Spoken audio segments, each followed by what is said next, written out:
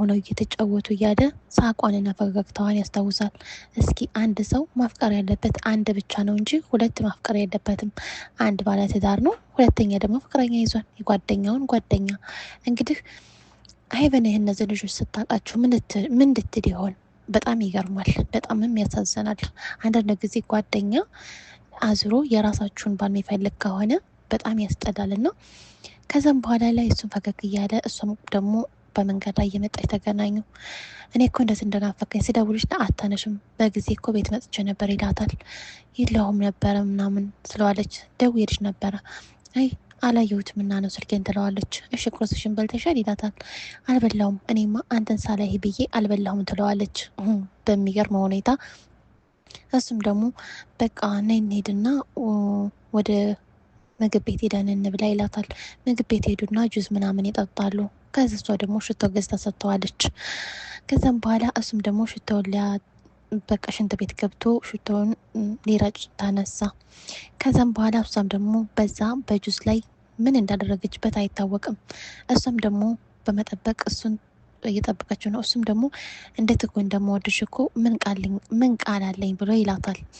አይ ቆይሽ የትኛውን ሚስቲቱን ነው የሚያፈቅራት ወይስ ፍቅረኛውን ነው የሚያፈቅራት? ግራ የተጋባ ነገር፣ ለሶስት ሰው ህይወት ማበላሸት ማለት ነው። ከዛም በኋላ እሷም ደግሞ የራሷን ጁስ ጠብቀዋለች። አንተ እኮ ስትቀር ጊዜ የራሴን ጁዞች ጠጣ ሆይ ትለዋለች። እሺ ልና ይጠጣል። ያንን ከጠጣ በኋላ ወደ ስራ ቦታ ይገባል። ሄቨንም ደግሞ ቁጭ ብላ እየጻፈች ነበረ ቤቷ። ከዛ ይደውልላታል። ምርጥ ቃላቶች፣ የፍቅር ቃላቶች፣ እንደሚወዳት፣ እንደሚያፈቅራት፣ እንደሚንከባከባት ይነግራታል። ወይ የኔ አባት አመሰግናለሁኝ፣ እኔ እኮ ይሄን ነበር የናፈቀኝ እኮ ሌላ ነገር ሳይሆን የናፈቀኝ ትለዋለች በሚገርም ሁኔታ። እሱም ደግሞ እያቸፈም ሆነ እየቀለደ የድሮ ጓደኛሽን ታውቂዋለሽ አማን የሚባለውን ይላታል። አዋቀዋለሁኝ፣ ከሱ ጋር ራት እንድትጠጣሪው ፈልጋለሁ ምናምን ይላታል። አራ አያስፈልግም ስትለው አይ እንድትዋወቀው ፈልጋለሁኝ፣ የራሳንም መታ ምግብና እንድታግዝሽ ቤት እንድታጸዳሽ ይላታል። ደውዬላት ይላታል። እሷም ደግሞ ትደውላለች። የዋህነቷ ስትደውላት እሷም ደግሞ አላነሳም ትላለች። ደጋግማ ትደውላታለች። እኔ አላነሳም እያልኳት አይገባትም እንዴ ምናምን ይች ልጅ ምናምን ትላለች። ሮሳንም ሀይ ህይወት በጣም ይገርማል። ከዛ ወደ አማን ጋር ትደውልለታለች። ስህተት ነው መደወሌ ወይስ እውነት መደወሌ ብላ ወደ አማን ጋር ስትደውልለት ስልኩ እያወራ ነበረ። ከዛም በኋላ ቆየት ብሎ ደግሞ ደወለላት። ሲደውልላት አነሳችው፣ እያወራችሁ ነበረ። መቀላለድ ጀመሩ። ስላለፈ ህይወታቸው ቀልዳቸውን ጀመሩ። ከዛም በኋላ የሆነ ነገር ልጠይቅ ነበረ ተረዳኛ ስትለው አይ ችግር የለውም እንረዳዳለን ምናምን ይላታል። እሺ እኔ ካሁን በኋላ ስራ እንድትፈልግኝ እፈልጋለሁ። ምን አለ? ደነገጠ።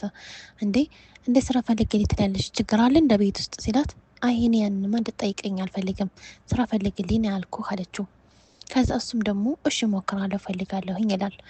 በቃ እውነት ወደ ነበራችን የድሮ ህይወታችን እንመለስ ይሆን ይላል። እንግዲህ በልጅነታቸው ጀምረው አብረው ትምህርት ቤት ነው የተማሩት፣ አብረው ነው ያሳለፉት፣ ሁሉን ነገር ችግራቸውን አብረው ነው ያሳለፉት ከሄቨን ጋር።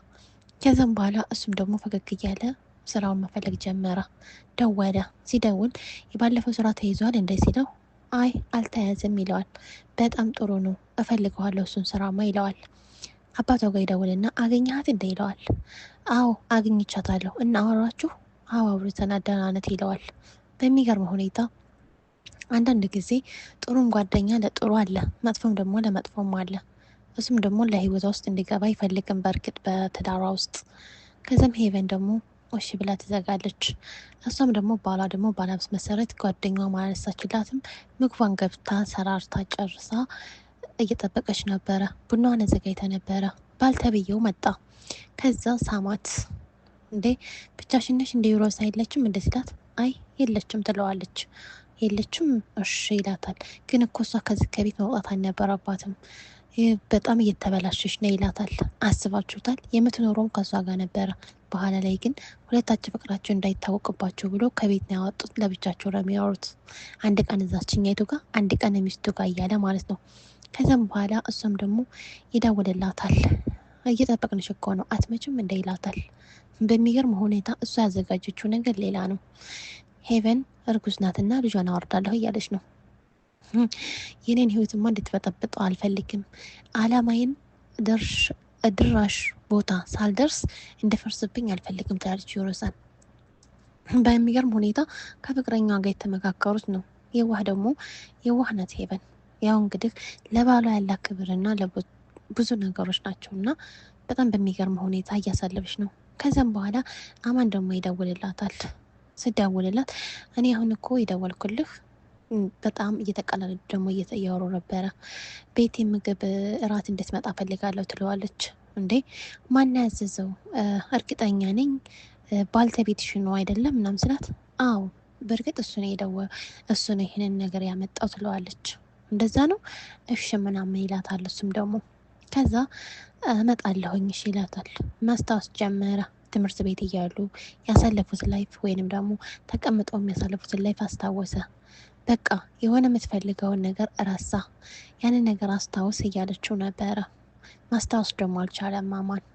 በሚገርም ሁኔታ አሁንም መልሼ ልሳሳት ነው ማለት ነው ብሎ አማን ግራ ይጋባዋል።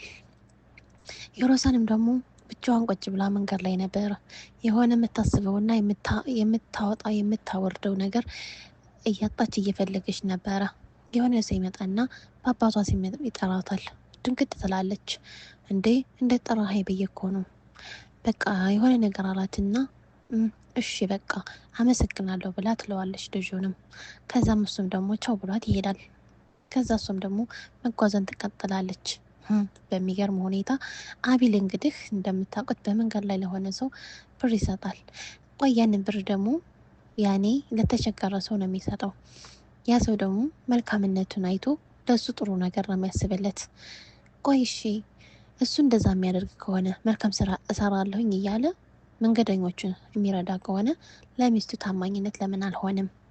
እሺ ለምን እህትና ወንድም ነን ብለው ፍቅር ጀምረው የሶስት ሰው ህይወት ይባላሻል? ምንድነው አላማቸው እነዚህ ሰዎች ብላችሁ ታስባላችሁ እናንተ? ከዚያም በኋላ ይሄዳል።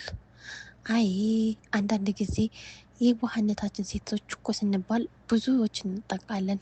በየዋህነታችን በጥሩ ቃላቶች በጥሩ አነጋገሮች ሲቀበልን በቃ ልክ የድሮ ፍቅራችን ወይም ትዳራችን ያለን የሚመስለን። በፊትም ቢሆን እያጃጃላት ህይወቷን እየበላባት ገንዘቧን ብሎ ፈልጓት ሊሆንም ይችላል እየተጫወተባት ያለው። በሚገርም ሁኔታ በጣም ታዘብኳ። አንድን ነገር ፍቅር ማለት ሁሉ ነገር ህይወታቸው ነው። ግን ደግሞ በመሀል ላይ ሶስተኛ ሰው ሲገባበት በጣም ያስጠላል። አይ ህይወት በጣም አስተሳሰባቸው፣ አነጋገራቸው በጣም ማረካት። ናፍቋት ነበረ። ይሄ ቀን ነበረ የናፈቃት። ሴት ልጅ እንክብካቤን እንጂ ጥሩ ቃላቶችን ነው የምትፈልገው። እንደዚህ ገንዘብ ወይንም እንደዚህ ካላደረክልኝ ብላ በፍጹም አትልም። እንክብካቤ፣ ቃላቶች በቃ ባለው ሰዓት ለእሷ ጊዜ ሰጥቶ ቢንከባከባት ይሄ ነው ለእሷ ፍቅር። እሱም ደግሞ ለገንዘብ ብሎ ቢጠጋት ተጓደኛው ጋር ሆኖ ቢጎዷትም እሷ ደግሞ እንክብካቤን ይችን የፈለገችው። የዋህነቷ በቃ ተመለሰልኝ ባል ያለች። እሷም ደግሞ አዘጋጅታላታለች። ጓደኛዬ እንግዲህ ጠብቂ ጊዜሽ ደርሷል ትላታለች። መድኃኒቱን አዘጋጅታላታለች። በጥብጣ ልትሰጣት፣ ያንን በጥብጣ ስትሰጣት ልጇን ልትገለባት ማለት ነው። እንግዲህ ሄቨን ነፍሰ ጡር ትሆንም አትሆንም የሚታወቅ ጉዳይ የለውም። ግን እሷ ደግሞ ምግቡ አልበላኝ አለ፣ እያቀለሸለሸኝ ነው፣ አስጠላኝ ስላለች በዚህ ምክንያት ምንነቱ ሳይረጋገጥ የሰው ህይወት ቢያልፍ በጣም ያሳዝናል። ከዛም በኋላም እሱም ደግሞ እየጠበቃ ስለሆነ ገብተ ስለ ሚስት ተብዬዋ ሄቨንዬ ህዋህዬቱ በቃ አሁን ስለደከመ ግባና ልብሰን ቀይር ሸዋር ግባ ትለዋለች። በቃ ደክሞሻል አይደለ? አንቺ ለራሱ ብቻሽን ይሄን ሁሉ ስራ የሰራሹ ብቻሽን ነው አይደለ? ምን ችግር አለው? ሰል ልጅ እኮ ቤት ውስጥ ተቀምጣ የቤት ስራ መስራት እኮ ምንም ችግር የለም፣ እንደውም እንደ መዝናናት የሚቆጠረው ይላታል። ትለዋለች አይ ቢሆንም ሰራተኛ መቀጠር አለበት ይላታል። አረ አያስፈልግም ሰራተኛ ለመቀጠር ምንም ችግር የለውም ትለዋለች። በጣም በሚገርም ሁኔታ እሱም ደግሞ ብድግ ይልና አቤት ማስመሰልና መዋሸት ቱ አይ ወንድ ስትባሉ ማለት ነው። እሷም ደግሞ ሸተት ታደርጋለች። በጣም ቆንጆ ሽቶ ነው ያደረገው። ከዛ ይሄ ሽቶ ምንድን ነው ምናምን ስላት የድርጁ ባልተቤት ሰጥቶኝ ነው አላት። እንግዲህ አስባችሁታል። የሰጠችው ፍቅረኛው ናት። እያሞገሳት እየወደዳት ነው ያን ሽቶ ያደረገው። እና ዛሬ ራት ተጋብዘን ነበረ፣ ግን እኔ ደግሞ እዚህ ራት ስላለ ያንን ጥዬ ወደዚህ መጣሁኝ አላት። የኔ አባት ጥሩ አድርገሃል፣ እንደዛማ ካደረግክ ምናምን ትለዋለች።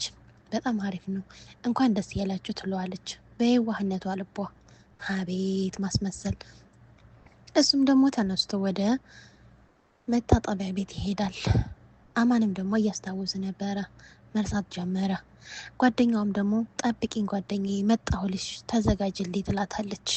መድኃኒቱን ይዛ ዛሬ የመጨረሻ ቀን ነው እየበጠበጥኩኝ እየሰጠሁኝ እገልልሻለሁ ትላታለች። በቃ እንደዚህ ነው ማለት ነው ጓደኝነት። አንዳንድ ጊዜ ጓደኛ መጥፎ ጓደኞችን በምንድን ነው የምንለያቸው? ወይኔ አሁን ሄቨን መጨረሻዋ ምን ሊሆን ነው? ከባሏ ጋር ተለያይታ እሷም እህትና ወንድም ናቸው የተባለው ግልጸኝነት ወጥቶ ምን ሊሆን ነው? እሱም ደግሞ ግልጸኝነት የኔና አንቺ ፍቅር መቼ ነው ግልጸኝነት የምንሆነው ይላታል ሮሳንን። እንዴ ችግር የለውም ግልጸኝነት ባይሆን ምን ችግር አለ ይላታል። አይ እሱማ በጀነት ግልጸኝነት ይሆንልናል ይላታል። እንደዛማ ከሆነ በጣም ሀሪፍ ነው ትላለች። በሚገርም ሁኔታ ማለት ነው። የደበበቆች ፍቅር፣ የደበበቆች ውሸት መጨረሻ ላይ ምንድን ነው የሚሆነው? ይሄ ይፋው ሲወጣ የእነዚህ ሰዎች ልጆች ምንድን ነው የሚሆነው?